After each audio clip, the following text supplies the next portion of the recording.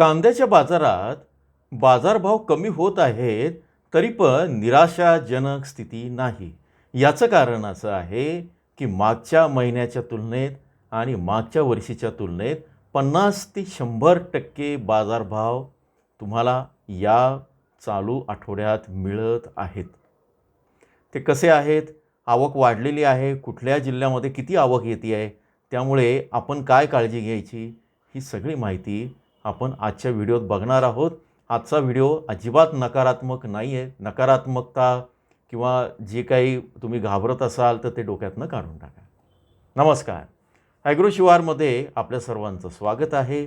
आज आहे 10 जुलै, वार आहे शुक्रवार, संध्याकाळचं सत्र आहे आणि आपण सगळ्यात आधी पाहणार आहोत महाराष्ट्रातली आवक.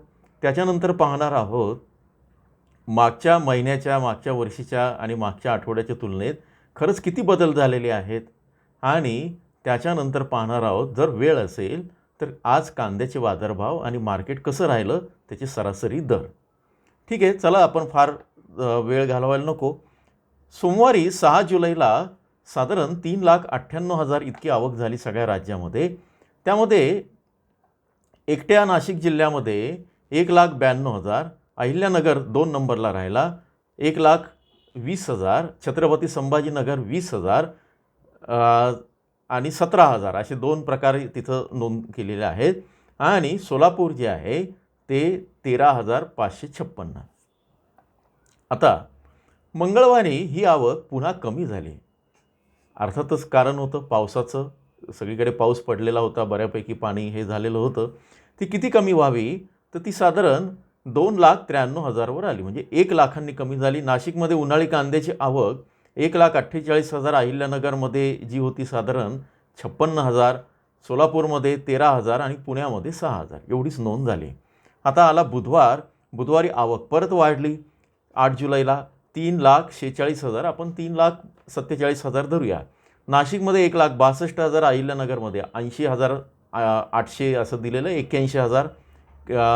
छत्रपती संभाजीनगरमध्ये 22,000 आणि 17,000 असे 2 हे दाखवलेले आहेत, म्हणजे साधारण 40,000 ते 42,000 आणि सोलापूरला 18,000.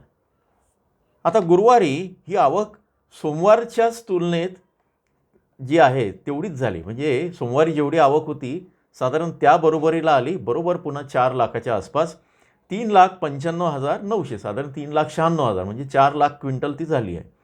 एकट्या नाशिक जिल्ह्यामध्ये आवक जी आहे ती टिकून राहिली, ती वाढलेली नाही आहे. 1,62,500 क्विंटल. पण आवक कुठे वाढली आहे? छत्रपती संभाजीनगरला 23,000, अहिल्यानगरला आवक वाढली 1,05,000 किंवा 1,06,000 तुम्ही धरा. पुण्यामध्ये 14,000, सोलापूरला 22,000. तर इथे आवकीच्या काही गोष्टी समजून घ्या. 10 जुलै आज शुक्रवार आहे. आवक सकाळच्या सत्रातली आता संध्याकाळी 5:30 वाजेपर्यंत जी नोंदली गेली आहे ती 2,25,000 साधारण आहे. एकट्या नाशिक जिल्ह्यामध्ये जी आवक झाली आहे ती 1,15,000 आहे. सोलापूरला 25,000 आहे. अहिल्यानगरला साधारण 24,500 आहे. मुंबईला 15,000 आहे. आज मुंबईमध्ये आवक आहे. आणि पुण्यामध्ये 11,000 आवक आहे. पुण्याची आवक वाढली, मुंबईची आवक वाढली आहे. हे टॉप 5 बाजार समित्या ज्या आहे मी ते तुम्हाला सांगितलं. तुमच्या असं लक्षात येईल की 2 जिल्हे जे आहेत नाशिक नगर आणि तिसरं आहे छत्रपती संभाजीनगर. छत्रपती संभाजीनगरला सातत्यानं कालपर्यंत ज्या आवकी होत्या त्या 40,000 वगैरे अशा आहेत. नाशिक जिल्ह्यात 1.5 लाखाच्या वरती आहे आणि अहिल्यानगरमध्ये सुद्धा 1 लाखाच्या वरती आहेत. एकूण काय आहे? 6 जुलैला सर्वाधिक आवक जवळपास 4 लाख क्विंटल, दुसऱ्या क्रमांकाला 9 जुलैला आणि सर्वात कमी 10 जुलैला. दुसऱ्या क्रमांकाची जी आवक झाली 9 जुलैला तेव्हापासूनच बाजारभाव कालपासून थोडेसे आणखी रिव्हर्स यायला लागले. हे सगळं आता आहे. पण पुढे काय? एक चांगली बातमी पण आहे की आवक कमी झाल्या आहेत, बाजारभाव आवक वाढून परत कमी होत आहेत, काही ठिकाणी वाढलेले आहेत. पण बाजारभाव जे आहे ते किती कमी झाले ते बघू. तरी पण त्यामध्ये एक दिलासा आहे, तो आपण बघूया. अहिल्यानगरला मागच्या वर्षापेक्षा आणि मागच्या महिन्यापेक्षा, म्हणजे मागच्या वर्षी तुम्ही कांदा विकला असेल आणि मागच्या महिन्यात जर तुम्ही कांदा विकला असेल जूनमध्ये याच काळामध्ये, तर त्या तुलनेत तुम्हाला 42% ते 50% दर जास्त मिळेल. मात्र अहिल्यानगरला या 2 दिवसामध्ये 3.5% घट आहे.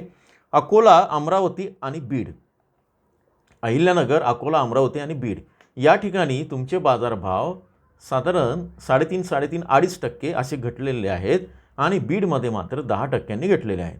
बुलढाणा जे आहे तिथे मागच्या वर्षीच्या तुलनेत 82%, 104%, मागच्या महिन्याच्या तुलनेत 82% अशी वाढ आहे. एकूण त्या ठिकाणी या आठवड्यातसुद्धा वाढ झालेली आहे 6%ची. बाजारभाव आता 1600 वर आहे, टिकून आहे. छत्रपती संभाजीनगर जे आहे इथे मागच्या वर्षीच्या तुलनेत 60%, मागच्या महिन्याच्या तुलनेत 82% तुम्हाला जास्त फायदा झालेला आहे. मात्र मागच्या आठवड्याच्या तुलनेत किंवा परवाच्या तुलनेत साधारण सरासरी दरामध्ये 2.25% घट 1784 वर आलेली आहे. हे सगळं मी सरासरी दराचं सांगतो आहे. बाकीच्या ठिकाणचं धुळ्यामध्ये पण बाजारभाव जे आहे सरासरी दर ते स्थिर आहेत. उलट त्यामध्ये 4%ची 4.25% वाढ आहे. मागच्या महिन्याच्या तुलनेत तुम्हाला दुप्पट भाव मिळतो आहे धुळ्यामध्ये आणि मागच्या वर्षाच्या तुलनेत साधारण 67% जास्त मिळतो आहे. जळगावला 4.5%ची मात्र घट आहे.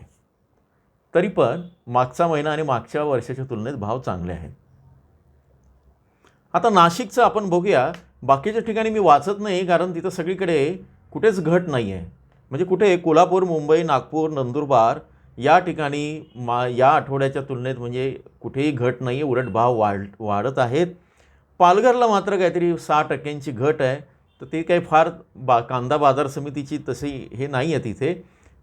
पण मागच्या महिन्याच्या आणि मागच्या वर्षाच्या तुलनेत पालघरला भाव वाढलेले आहेत. आता पुणे, सांगली, सातारा, सोलापूर इथेसुद्धा मागचा महिना, मागचं वर्ष आणि मागचा आठवडा या तिन्हीपेक्षा बाजारभाव वाढलेले आहेत. साधारण 2 ते 3% आणि सांगलीमध्ये 9%नी वाढलेले आहे. त्यामुळे इथे शेतकरी असेल तर काही काळजी नाही. आता सगळ्यात महत्त्वाचा प्रश्न आहे नाशिकचा. नाशिकमध्ये बाजारभाव स्थिर आहेत. 200 रुपये घटले आहेत. ॲव्हरेज, बिलो ॲव्हरेज क्वालिटी घटत आहे. त्याच्यानंतर वरचे जे माल आहे अगदी त्यामध्ये पण घट आहे. पण सरासरी मात्र घटलेली नाही. सरासरी जे ॲव्हरेज तुम्हाला बाजार मिळतो आहे त्याच्यामध्ये 0.5% वाढ झाली आहे 2 दिवसांच्या तुलनेत. 2158 वरून 2167 वर गेली आहे. मागच्या आठवड्याच्या तुलनेत 0.5% वाढ, मागच्या महिन्याच्या तुलनेत 56% आणि मागच्या वर्षीच्या तुलनेत 60% वाढ आहे नाशिकला. थोडक्यात काय आहे, तुम्हाला ॲव्हरेज, बिलो ॲव्हरेज जर कांदा खराब क्वालिटीचा म्हणजे माफ करा, खराब क्वालिटीचा नव्हे, त्याला भाव कमी मिळत असतील, ॲव्हरेज, बिलो ॲव्हरेज, आणि तोच कांदा तुम्हाला जर GRS क्वालिटी म्हणून जर नाफेड किंवा INCSEFला जर 2125 रुपयांना मिळत असतील तर तुम्ही जरूर तिथे विका. नाफेडचा भाव आत्ताचा अजून तरी आलेला नाही. माझ्याकडे माहिती आली की मी तुम्हाला ताजी माहिती सांगेन. आता यानंतर कांदा कुठे विकायचा, कसा विकायचा हा निर्णय तुमचा आहे. मात्र एकच आहे, सरासरी जर तुम्हाला जी रक्कम मिळते आहे त्याच्यामध्ये वरच्या 4 बाजार समित्या सोडल्या तर बाकीच्या ठिकाणी घट नाही. उद्यासाठी आपण पुढच्या आठवड्यात काय स्थिती राहील हे सगळं समजून घेऊ.